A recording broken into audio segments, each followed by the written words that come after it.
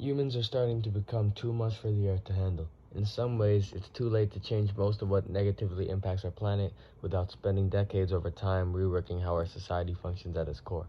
Even then, our lifestyles will only be sustainable up to a point. However, that's just assuming that we strictly inhabit Earth for the rest of time. Just as humans spreading out to different parts of the world was critical to our survival and growth in the past, becoming a multiplanetary species is not only the next step in expansion, but also a required step in our survival as a whole.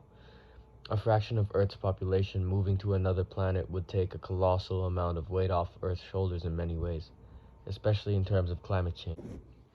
Since Earth slowed down, global warming would give the planet more time until disaster. Sources of environmental damage on Earth would be natural, replaced as technology advances to be more environmentally friendly. Furthermore, the fate of the Earth and the fate of the human race would no longer be linked as one. Stopping Earth's global warming would become a mission to save our home, rather than a mission to save our lives.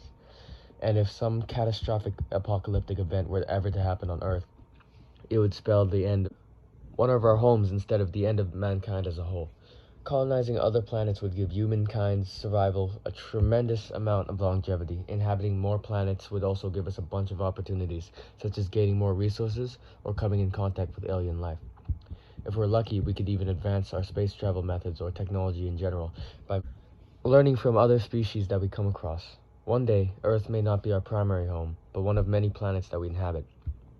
A future like this may be far off, but it begins with the first step: colonizing Mars. Colonizing Mars would lay the groundwork for a monumental amount of progress to be made in the future.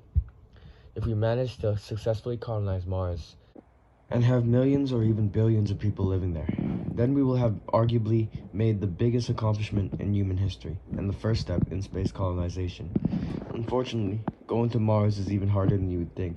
Firstly, we would have to organize an exploration mission to Mars. According to Elon Musk, the founder of SpaceX, we might be able to send a handful of astronauts there by around 2030. This is a very ambitious goal, so it's worth noting that different voices in space travel don't quite agree on when we'll be able to send astronauts to Mars. Different people in space travel industry say that we'll be launching a Mars mission anywhere from the year 2026 to 2070. For the sake of simplicity, we'll be following Elon Musk and his predictions since he has a colossal amount of control in the space travel industry with SpaceX. The trip would take about 9 months, and we would have to come up with a way to pack a rocket with enough fuel to come back to Earth afterwards. We would come up with a way to pack a rocket with enough fuel to come back to Earth afterwards. We would also have to come up with a way to protect astronauts and the rocket ship itself from solar flares. Not to mention, the trip would cost us around $2.5 billion. Other such obstacles that come up when traveling to Mars would all be researched in preparation for our first Mars mission.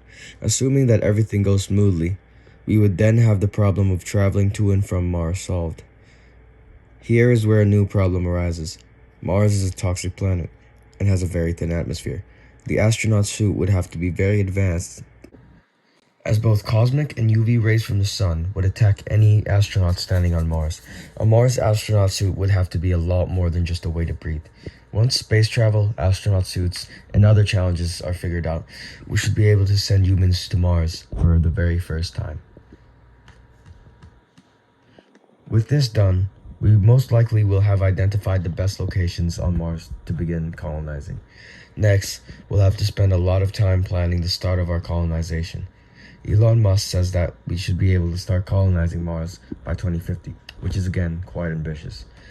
We'll have to spend a lot of time figuring out how people would safely live on the planet without professional space equipment. Some of the current solutions to this problem that scientists are looking into is involving everyone living in domes or building cities on the ground. Either way, it's estimated that every ton of material brought to Mars will cost $100,000 to $140,000. For that reason, colonizing Mars would start with us developing and bringing over equipment that could mine resources from Mars itself, rather than bringing our current resources over to the building settlements. Since the Mars mission will have probably taught us about resources on Mars, we should have a pretty good idea and understanding of the resources available to us and how to start construction on actual buildings. whether those buildings are under domes, underground, or neither, is a variable that is challenging to predict. Once again, we'll assume for the sake of simplicity that we have decided to begin our Mars colonies underground. However, a corporation like SpaceX can't just start colonizing Mars with people and claim the entire planet. The journey to colonize Mars would have to be backed up by at least one country in order to actually follow through. Whether this colonization would be backed up by a single country, a few countries, or the entire UN is up in the air. The UN might even agree to have the first colony on Mars to be a new country. Either way, some kind of government endorsement would be needed, and the UN would have to establish laws related to space colonization. The UN would definitely have to organize the government side of the Mars colonization.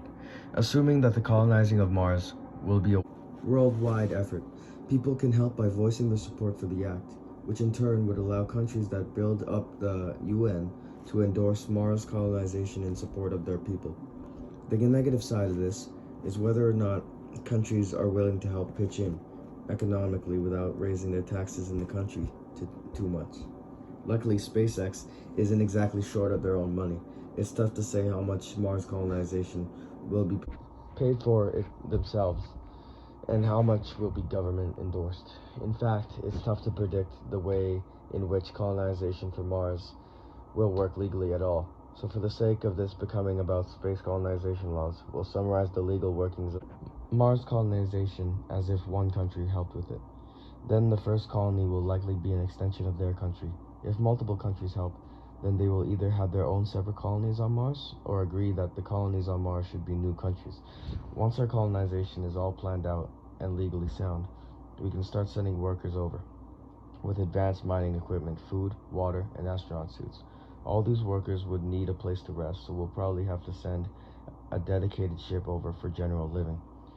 The following years would involve us sending over supplies and continued flow of food and water as the workers dig an underground area big enough for us to construct a city or town. Remember, this is all happening sometime in 2040 and building up to be completed by 2050. If we're following Elon Musk's predictions, once the area needed to build a colony is established, most of these workers would be returned to Earth and replaced by construction workers who can begin building actual buildings. As buildings are being built, various businesses and future residents would likely be purchasing property on Mars. Unfortunately, Mars will begin with only the wealthy living, whereas according to Elon Musk's prediction, moving to Mars will cost roughly $100,000 per person for travel alone. Luckily, travel between Earth and Mars will quickly become less and less expensive and much less of a hassle. This is because we're getting closer and closer to being able to make fully electric rockets, and the cost of flying a rocket to and from Mars should go down a great amount. This is because the reason using the same rocket over and over would still cost plenty is because the fuel needed to fly it. Using an electric rocket would immensely cheapen the process of space travel. When you think about it, using the same rockets over and over again while not worrying about fuel would take away a lot of the expenses involved in launching rockets. If we time our research in developing an electric rocket with the time we would start colonizing Mars, then travel might be much less expensive than the predicted $100,000 per person. Once we would need to sort out our method of producing food and water, Mars actually has soil capable of housing planets, but we'd need to do some genetic engineering to create plants capable of surviving in Mars-like conditions.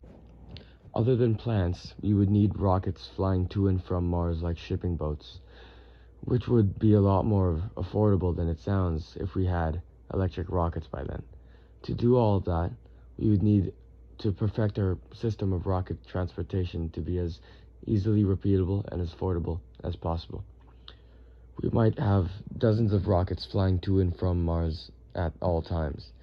As for water, Mars has many different types of rocks that can hold water within themselves, almost like how cacti hold water within themselves.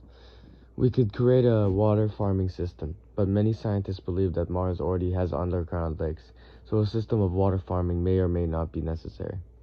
Finally, we would need to provide oxygen to the underground settlement. This could either involve a way of filtering the oxygen in the Mars atmosphere or transferring loads of oxygen to the planet and blocking off our underground settlement from the open air of Mars. Some scientists are set on the idea of one day changing the atmosphere on Mars to be breathable for humans, but that would come many, many years after the colonization of Mars. If our space transportation system is perfected, then we should be able to consistently transport oxygen to our blocked off underground settlement without spending too much money. As mentioned before, the process of transporting things to Mars will likely cost a minuscule fraction of what it'll cost in the beginning, and launching a rocket might actually become affordable enough to consistently be doing it. We'll essentially be giving our underground settlement its own mini atmosphere. With food, water, and oxygen sorted out, the rest would fall into place. Only wealthy people will move into the colony at first, until the process of space travel becomes cheaper and more accessible to the average person. People will start living on Mars as the construction settlements continue, and will eventually get good enough at extracting resources from Mars itself that we'll stop having to use Earth as a hub for Mars development. And in the far future, we might go through a similar process to colonize other planets, likely one outside our solar system. Eventually, Mars might even be just as much as a home as Earth is. Many families will decide to move to Mars as the planet develops. Generations of people will be residents on Mars as time goes on. Because of the decreased population on Earth and more time to develop a way to change, global warming will slow down on Earth and will hopefully never become that large of a problem on Mars. For all of this to happen, the people have to do their part. Anyone in support of colonizing Mars should have to do these few things. Voice their support in colonizing Mars. Take a candidate's stance on Mars colonization into account when voting in elections. And if they want to voice their want to invest in property on Mars, doing any of these things would let government figures know that their people care about colonizing Mars. And the more any government supports SpaceX or any other space travel cooperation, means colonizing Mars sooner, faster, better.